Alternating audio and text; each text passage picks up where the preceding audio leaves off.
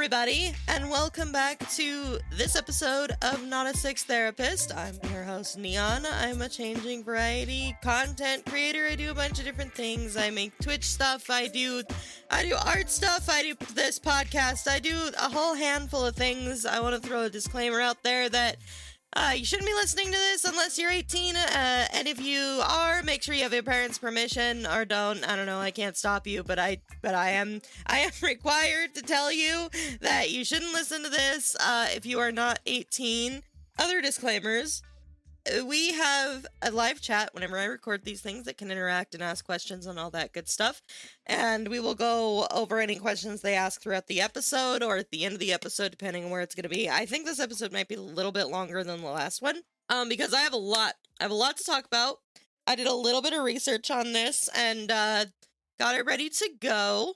Today's episode is You Don't Want a Mr. Grey. Okay, so I was going to go into a separate episode about BDSM, and I think I still will, but I know that BDSM was recently popularized. I mean, not in like 2024, 2025, but like when I was growing up, there was a huge influx of people looking into the BDSM community. I think during like 2015, whenever, you guys know what I'm talking about. When the 50 Shades books and movies came out, there was a huge influx of people who were interested in BDSM and were like, wow, that's kind of hot and all this other stuff, right? Well, I do want to I want to address that. I want to talk about it, and I want to go into why that's not what you want in a BDSM relationship, okay? So, something else that's kind of alarming to me, and this is a little bit of a side tangent because I haven't, gotten into my notes yet, but something that bothers me as somebody who's a practitioner of BDSM on the submissive side, I really dislike that people got into 50 Shades with the expectation, or like into BDSM with the expectation that it was going to be like 50 Shades, because 50 Shades paints it in a very negative way. Christian Grey is he's kind of an abuser a little bit, and I'm not saying that the way that I'm saying that because I don't think it's true. I'm saying it that way because there's nothing wrong with enjoying the books. I want to make that very, very clear. Or the movies, whichever you prefer. There's nothing wrong with either of those. The issue comes from people assuming that that's what BDSM looks like and getting into, or potentially getting into, very unsafe situations. And so I'd like to educate and kind of give people a better idea of what that looks like. Your dom is not going to push your boundaries to an uncomfortable level. They're not going to, they shouldn't anyway. They shouldn't push you beyond your safe words. You should have a generalized idea of what you like about or like in sex, during sex, when you go into sex, right? And I'll explain more in depth, like my experience and stuff like that as we go into the episode. But that is what this episode is going to be about. Okay, we're going to talk about why Christian Grey is a bad example of a dom, why it's a bad example for BDSM, and things I want you guys to look out for as you go through life. And if you want to practice BDSM, I just want you to understand that it's painted in a very different light. And like, not only did you have an influx of people who were suddenly interested in it, you also had an influx of people who thought that it was bad because of the problematic behavior, who might actually like have been a little bit interested before. So that's something I need people to understand, is that this episode is going to go over a lot of the stuff that's not properly represented in 50 Shades. We're going to go over all that. We're going to talk it out. We're going to go through everything. I want to start with, we're going to get into the episode now. I want to start with what BDSM actually means. BDSM is an acronym for everything else involved, right? So BDSM stands for, the B and the D in the first section stand for bondage and discipline. The D and the S stands for dominance and submission. And then the S and the M is sadism and masochism. On paper, I know that sounds very scary. Don't let me explain. Don't freak out. This is more for people who have never interacted or seen BDSM before. And some people may not even know what that means, even if they know, like, they know what BDSM is, but they don't know what the words actually mean. Each one of those words, I'm sure you can gather what each of them means. Bondage just means, like, restriction with rope, cloth, whatever. You're restraining the other person's movement with something other than yourself. Discipline, obviously, having rules to follow, having somebody in charge, having to behave a certain way because you are disciplined in any way. That could be, rules you have to follow. It means punishments you may have to endure if you're misbehaving, stuff like that. Dominance and submission, I feel, are pretty straightforward.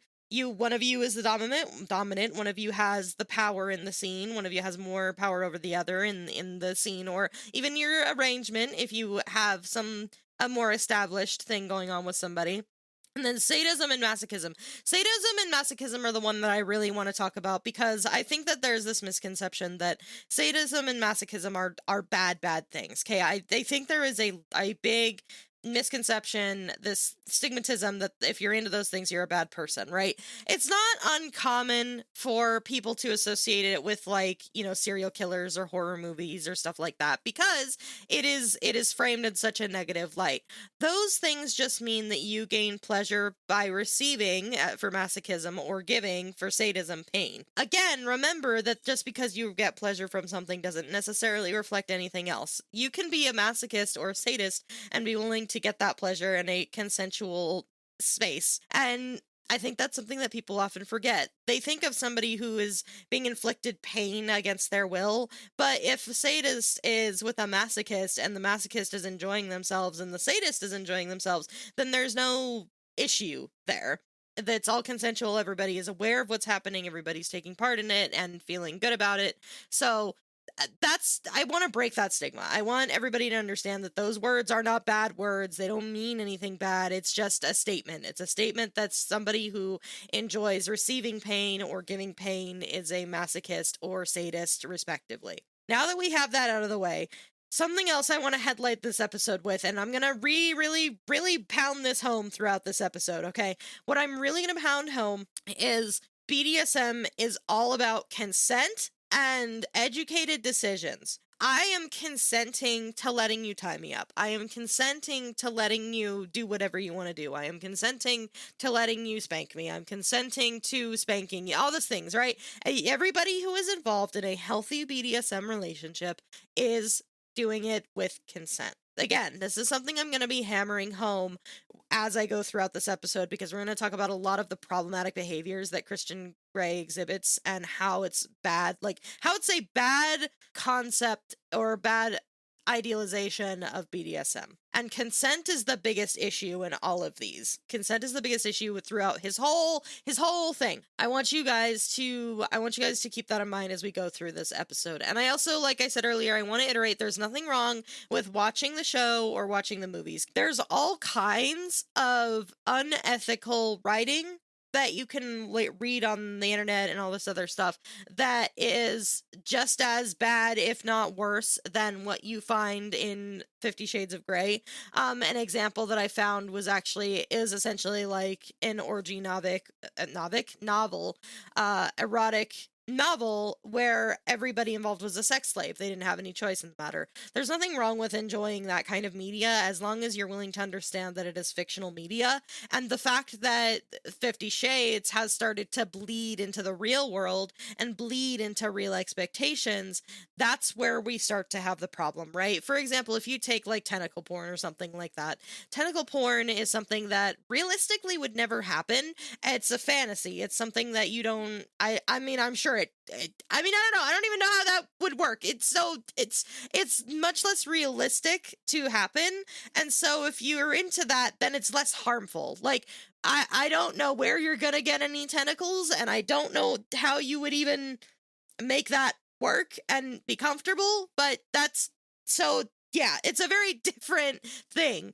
BDSM is a very real thing that people enjoy actively and finagle with every day and are consensual about it, and having this idea of the requirement of, like, we're gonna go into it. The bottom line is Christian Grey is a very bad example of BDSM, and people are taking it as the standard for BDSM, and that's where the problem lies, and that's what we're going to target today. Now that I've got all those disclaimers out of the way, let's talk about, so now that we got BDSM, what it means out of the way, let's talk about the problematic behaviors about Christian Grey that are not sex-related first. Let's talk about the jealousy. Let's talk about the anger issues. Let's talk about the stalking. Let's talk about the abuse. Let's talk about all that, right? Whether or not you enjoy the books or the movies or not, and I'll admit it, I am one of those people that takes a little bit of guilty pleasure in it. Not a ton, but like, it's something I'll throw on in the background once in a great while. As somebody who has watched and listen and read the books, there's a lot of red flags. Let's talk about the stalking, right? And this happens a lot, especially it's throughout the whole series, but in the beginning of the series, we see a lot of Christian Grey stalks and fixates on Anna, or Anastasia Steele is the name of the protagonist, right? He will find out where she lives. He will find out where she works. He will show up there. He will, in essence, kidnap her. He'll take her back home. He'll do all these things, right? So that's a red flag. Think about it this way. Even though, like, in romantic relationships, maybe in like a romanticized version, you're thinking like, man, I wish somebody wanted me so bad that they would look at me that way, that they'd want to figure out where I was so they knew, and all this stuff. Like, it is a romanticized version of a relationship, as most fantasy relationships are. So I want to make it clear that it is okay to enjoy that in a fictional sense, but you have to have the consent there in the first place in order to enjoy that in the real world. For example, I know I've talked in the past on this channel about CNC, consensual non-consent. My partner and I can role play a scene where, there's a burglar breaking in and, oh no, Mr. Kidnapper, please don't hurt me. That is a scene that we have established prior to that may happen, on a scheduled day or at a random day when we're both off. That is something that we have planned beforehand. I am with somebody that I know I can trust, and if I tell them my safe word, they will stop, right? I still have, as the sub, all of the power. In Christian Grey and Anna's case, that was not the case, okay? She had no choice. She repeatedly told Christian Grey, please don't do that. That's fucking creepy and weird. You're being kind of a control freak. She repeatedly expressed to him, no, don't do that. That's fucking weird. And still he persists. In a fantasy novel, that is fine. It is not the standard for somebody you want to have BDSM or any kind of relations with. You don't want somebody creepy on your tail who has abusive fantasies. And what Christian Grey does is truly abuse, and we'll get further into that in the rest of the episode. But that is the first big no-no is the stalkiness. The first big no-no is I'm going to chase you down until you give me what I want.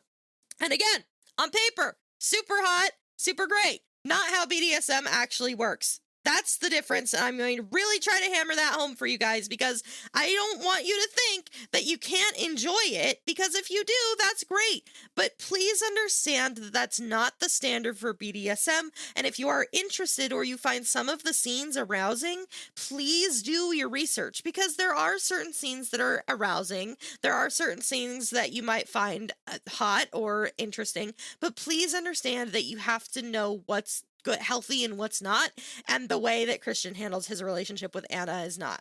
Stalkiness, bad. Then we get to the abuse, right? Anna displays, and I only found this out through doing a little bit more in-depth research about her and like the series and stuff like that. Anna displays a nervous fear of what Christian Grey is going to do or say because he's jealous, because he's angry, because he's a control freak. She expresses a genuine, like, I don't want to tell him this, or I can't tell him this because he'll get mad or fly off the handle. I don't know how to tell you this, but that is a symptom of trauma and abuse. That is a common thing that you see in abuse survivors.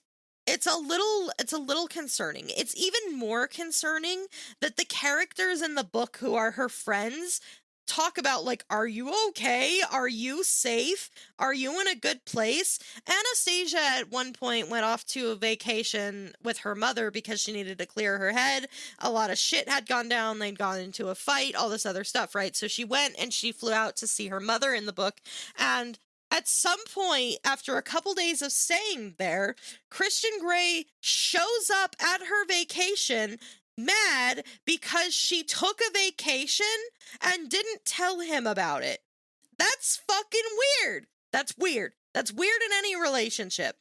And somebody could retort and say, well, she should have told him. No, you are not obligated to tell anybody that you're going to go somewhere, especially if you are afraid for your safety or your friend's safety. You're not obligated to tell your abuser where the fuck you're going. The only the thing is, Christian gets away with so much of the bullshit that he does because he's a rich fuck. Right?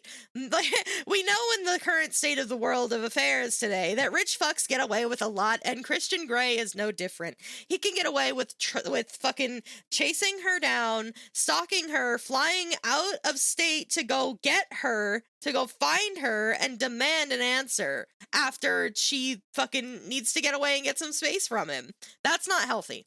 In a romanticized situation, fine. In a romanticized situation where you're reading a fantasy novel, all fantasy or all fiction, not fantasy, but all fiction novels are going to have romanticized versions of some degree of something happening.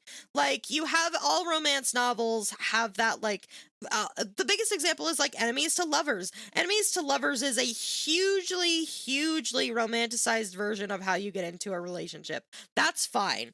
I just don't want people to think that that is how BDSM is supposed to work in real life. Because in BDSM, you have your boundaries that you establish, you have your safe words that you establish, and you have all of that stuff is established early on. And if your dom or your sub even violates those boundaries, then you need to reconsider if this partner is good for you. If your sub is not required to tell you where they are 110% of the day. If that is something that you require, then I don't know that you're necessarily like. And I mean, of course, it all depends on your consent level and everything like that. Like, there are some people who are super into the slave, like, kink, and I know I am one of them, but I also know that my partner would stop if ever I asked her to, and that consent is there, and that if I told her I need a break, she would listen. Any degree of, like, slave play or anything like that is fine as long as you are consensual. Christian Grey did not show any consent, like, any respect for Anna's consent, because she tells him time and time again, you shouldn't have done that, or I didn't want you to do that, or stop that, or all this other stuff. The difference is the consent is there in a real world scenario. In a real world scenario, I would be scared shitless if I was in Anna's position, because you have this rich man who is stalking you, who can find out where you are, who has the tools and the ability to get to where you are and do whatever he wants and get away with it. That's the fucking scary part. In the real world, that would be fucking horrifying. But reading about something like that is fine. It's not the gold standard for how a relationship should be. It's a little tangent, but I digress. Like I said, this is a romanticized version of BDSM and relationships, not the standard. That's like the abuser, the stocky part, the like, this is problematic behavior out of the way. Now I'm going to actually get into the BDSM aspect of this. The BDSM that is shown in 50 Shades is a bad example of BDSM. I know that I said earlier some of those scenes may be arousing, and that's true. You may find the idea of being spanked arousing. You may find the concept of just being bent over and taken arousing, and that's okay. It's okay to find those things arousing, and there's no problem reading about those things or even engaging in them in real life. But again, the consent has to be there. If you have a CNC relationship, which is where stuff like that would happen, you have to have your ground rules for what that CNC means. When do you, at what point do you take back your consent? At what point are you not in the mood for even considering CNC, right? You have to have an understanding of where you stand as far as the CNC goes. The fact that he just kind of, again, it's because it's a romanticized novel. In a romanticized place, that is exciting. In a real world scenario, that would be fucking horrifying, especially if you didn't talk about it prior to. No, something else that's really fucking hammered home in 50 Shades that kind of drives me up the wall is that Christian presents Anna with an ultimatum in the form of a contract. This ultimatum is essentially, you sign this legally binding document, or I stop talking to you. And Anna is kind of desperate. She's feeling horny things that she's never felt before. So her choices are to look over the contract and make changes to it, or sign it, or just walk away. So obviously in this novel where the protag and the love interest is Christian Grey, you're not going to just walk away. I want to make it very clear. If you have any kind of contract with your dom or your sub, that's fine. It's not legally binding. You can take away your consent at any given time.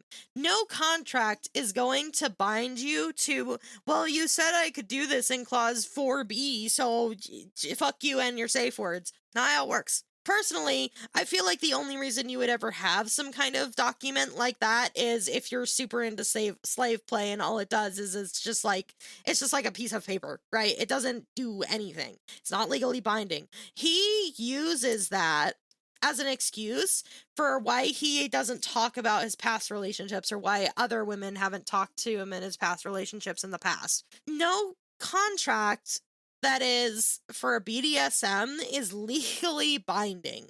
That's not how it works, and you don't have to worry about that. What you do need to worry about is your consent. Even if you do outline a contract, right? Even if you do outline a contract so that everybody knows what's going on, so that if something were to happen, you could bring it to the judge, it's only proof of your consent being like this is what was agreed upon. He pushed out of those boundaries, and now I want to press charges because I was assaulted. That's fine. It can just be used as more evidence. It's not really legally binding to anything, and I want to make that very, very clear. No dom is going to make you sign a contract and claim it's a legal document. If they do, you run in the opposite direction. Run. Don't walk. Run. Because that person is already super controlling and won't take your basis for consent being your no. That's alarming. You have to know that your no, I mean your safe words are your no in this case as well, means no. I'm done. Stop it. Stop it. Stop it. And with that contract, something else is the book and the movies constantly paint. Like, here's the thing, right? The point of, or a strong point they make in the books, is that Anna is fighting against Christian Grey's controlling nature, which means that throughout the whole series, it is painted as Christian Grey has all the power. Your dom has all the power, is how this is presented. In a real, healthy BDSM situation, that's not the case. In a real BDSM situation, in a real healthy relationship, the sub is the one with all the power. The dom is directing the scene and the dom is the one pushing it forward, but the sub is the one with the power to stop and go and slow down. The sub is the one in all of the control. They strip that away from Anna in the writing of the book and the movie. They give Christian Grey all the power, which is not a healthy dom relationship. Somebody who already has the control and the power dynamics, and has has abusive tendencies, and is a little bit of a stalker, and has the money to get away with anything, already has enough power to put them in power in the bedroom in a way where Anna could very easily be abused and then threatened with legal action, because it, like I said, it really hammers home that this is a legal thing, that you can't take any action against him if something happens. Like, that's fucking freaky behavior. That is controlling behavior that you don't want to see in a real relationship. Again, in a book, fine. In a romanticized situation, fine. You don't want that in your real relationship. Your boundaries must be discussed. Your consent has to be given. If you say no or your safe word, means stop. That means stop it now. We're stopping the scene. I need to take a minute. It gives the reader, especially if they're unaware of how BDSM works, the illusion that the dom is the one in all of the power, regardless of if that violates the sub's needs, boundaries. That's not how you want a BDSM relationship to be. In any scenario, that is an unhealthy, not good scenario to have. I want to really drive that home. I'm really driving this home. Okay? Again, like I said, reading it in fantasy is fine. Executing it in real life is scary. Don't let somebody take away your power over your own body, and don't let somebody threaten you with legal action if you tell them no. Don't do that.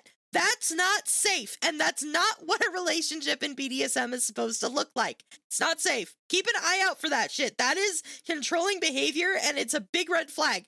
Nobody who's going to offer you a contract and say you cannot take legal action against me because you agreed to this is not a dom that you want to have. Like I said, any contract that you and your dominant put together should be nothing more than a piece of paper for role play services or purposes. That's it. It should not do anything beyond be there for maybe like an arousing purpose or for role play purposes. It has no role beyond that. Nothing beyond that. The other thing, Christian Grey does not do fucking aftercare. Aftercare is very, very, very important. In no universe do I see somebody getting absolutely fucking just railed for over 2 hours, just going again and again and again and again. In no universe do I see somebody taking all that and just being completely fine afterwards. You have to kind of come down from that space that you're in, and it goes for both doms and subs. A sub can be just as responsible for aftercare as a dominant can, but if the dominant is the one who's like slapping you around, if they're the ones calling you degrading names, if they pushed you for hours on end, they should be providing you with aftercare. Like, if you have bruises, they should be making sure that they're taking care of you. They should be making sure you have water. They should be making sure that you know, like, hey, I want you to know, like, I know we said some things in the moment, but I hope you know that I love you, or that I still value you as a friend, or whatever the case may be. Like, whatever that person's aftercare, snacks are a great way to do it. Like I said, water is very, very important. Aftercare is so important. Aftercare is super important. It helps you get out of that space. And I know for me, like, my aftercare is usually my GF having to tell me, like, you know, give me hugs and tell me, you know, I love you, and trying to tell me, like, it's okay that you act like a whore when you're done fucking because I still love you either way. Because I am one of those people that after the fact, I'm like, holy shit, I can't believe I acted like that. Like, that's how I am, right? So aftercare is super important to me, and I don't drink enough water anyway. So the first thing that my top does is she will go and she will give me some water and bring it back and then give me cuddles and give me reassurance, because she knows I'm already a dehydrated fuck and we just did a ton of like super strenuous exercise, right? For me, at least. Aftercare is super important. It is especially important, and I haven't even mentioned the big oof yet, but aftercare is super important for anybody who is going through a situation like that, right? And your dom too probably needs some sort of aftercare after putting all of that, like, you know, depending on the person, they may enjoy it in the moment, but again, like, that's a lot of work. It's a lot to be into that headspace. It's just a lot, right? And that's the basis for aftercare, is understanding and making sure that the other person knows that they're in a safe environment with somebody who cares about them, that they had fun, that you're in a good place, like all this stuff, right? Aftercare is so important, and Christian Grey does not offer any of that. In some cases, he just gets mad or upset because a safe word was said, or because she didn't do what he wanted. There's no aftercare, and when it is aftercare, it's not aftercare. It's him being mad. It's him being mad that she fucking safe worded on him. That's not healthy, and that's not good, and that's something that needs to be changed. Something to look out for. Your dom should be taking care of you, and your sub should be taking care of you. You should be checking in on each other. I know that my top will, even mid-session, will often check in on me, ask me if I'm like, are you doing okay? Or like, is it too much? Like, she will take the time to go out of her way to ask me if I'm doing okay. And that is a good dom that's caring about where I'm at, even though she's in the middle of, you know, doing some horny things with me, right? Something to keep in mind. Aftercare is very important. Christian Grey does not provide that. Now, are you guys ready for the big ow, the big oof? Like, that's not good. Don't do that. It's the fucking fact that Anna is a virgin. When all of this shit starts, Anna is a virgin. Anna's never had sex. Anna has no concept of even what sex would like. She knows how it works, but she has no concept of what would feel good. She has never been with anybody.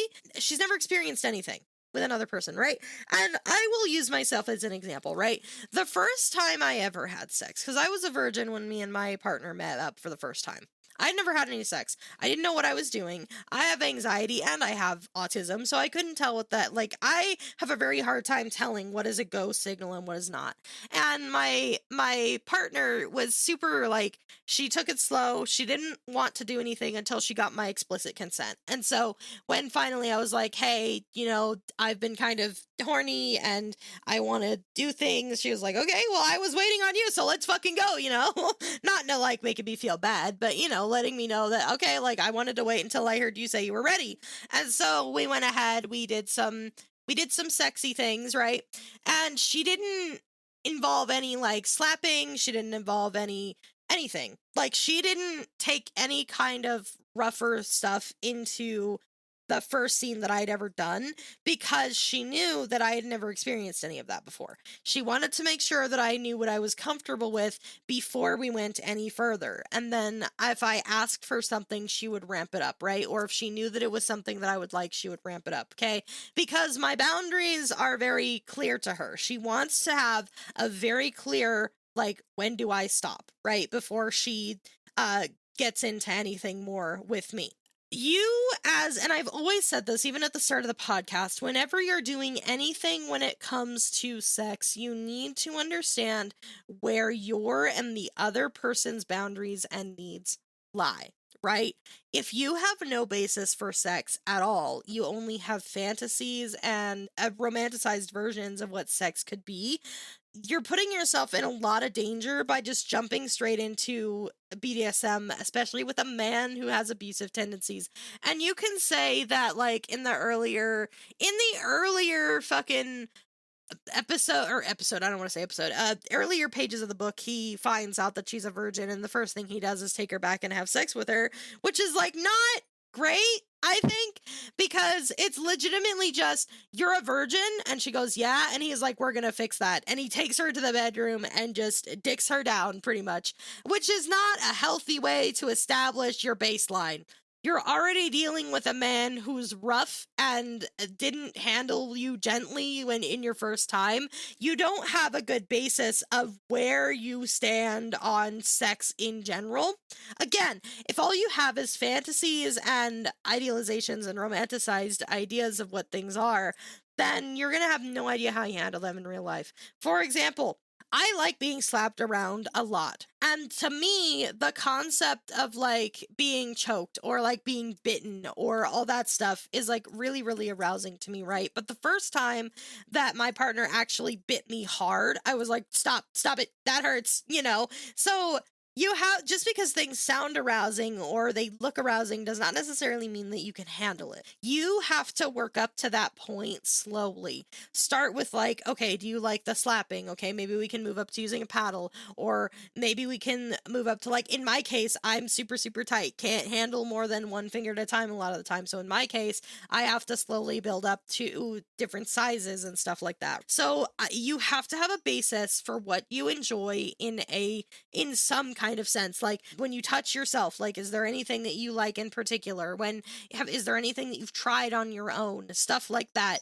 Make sure you have to build up to the point that Christian Grey gets. You can't just fucking jump in. You can't do that. It's not good for you, and it's going to give you a really skewed view of how sex in general is, not just like BDSM, but if you're jumping straight into sex and you're doing, like, BDSM stuff to start, you're in a bad spot, right? You can't figure out what base sex or vanilla sex is supposed to look like. And even in, like I said, the vanilla sex, he was rough with her. So she has no basis for if she wants, like, gentle sex, or if it's only the BDSM or whatever. Like, she has no basis for that. And that's something that I want to really drive home is, again, this is a romanticized, idealized fantasy version of BDSM that should not be taken as the standard, because it's not. Christian Grey's idea of BDSM is super unhealthy and not good for you. Again, I want to reiterate, I know I just talked shit about Christian Grey in the movies for a while. There's nothing wrong with enjoying them, right? There's plenty of bad fanfics out there. There's plenty of bad books out there that are poorly written that are still received super, super well. I'm not bashing anybody for reading those books or anything like that. My issue comes from, again, people looking at the 50 Shades series and looking at it as a basis for BDSM and trying to iterate it into their relationship without keeping their safety in mind. At any point in any kind of sexual relationship, BDSM, anything like that, you have to understand where your boundaries are, what your hard no's are, what your soft no's are, things that you'd be interested in, but you're not really sure how to continue with them. You need to understand that your rights, your no, is very important. And as soon as somebody ignores your no, then they're in trouble. They are now committing assault. Your no can be revoked at any given time. Any given time, your no can be revoked. No contract is going to hold you accountable for saying no if somebody's doing something to you don't consent to. Just like any other like fan fiction or book or anything that you read that you enjoy and get off to, it's still fiction, and if you want to get into it, then you should be looking into it more in depth than just assuming that that's how it is and taking that at face value.